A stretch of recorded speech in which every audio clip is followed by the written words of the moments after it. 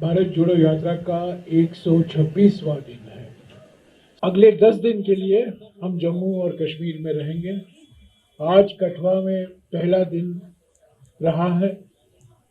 सुबह लगातार 7:45 से करीब 20-21 किलोमीटर हम लोग चले हैं राहुल जी के नेतृत्व में। आज दोपहर को भारत जोड़ो यात्रा नहीं होगा। कल विश्राम का दिन है और 22 तारीख को फिर से हम चलना शुरू करेंगे।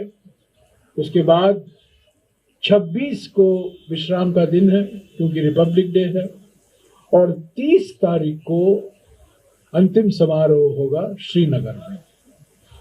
24 तारीख को 1 बजे राहुल जी यहाँ के प्रेस को संबोधित करेंगे।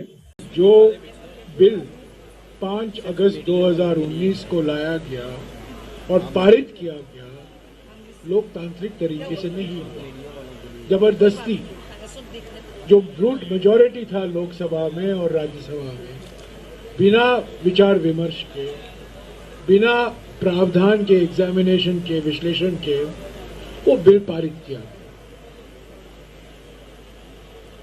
सबसे बड़ी बात यह है कि जम्मू और कश्मीर स्टेट था, फुल फ्लेजेड स्टेट था, उसको यूटी बनाया गया। वो बिल्कुल हम उसके खिलाफ हैं।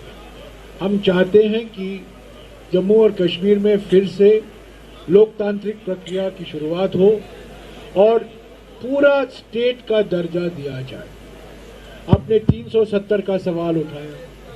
हमारे देश में, हमारे संविधान में, अगर आप आर्टिकल 371 देखें, 371 देखें और पढ़ें, मिजोरम, मणिपुर, मेघालय, त्रिपुरा, हिमाचल प्रदेश, गोवा, सिक्किम, असम के कुछ इलाके, कर्नाटक के कुछ इलाके, हैदराबाद कर्नाटक रीजन, उनके लिए आर्टिकल 371 में विशेष प्रावधान किए गए हैं।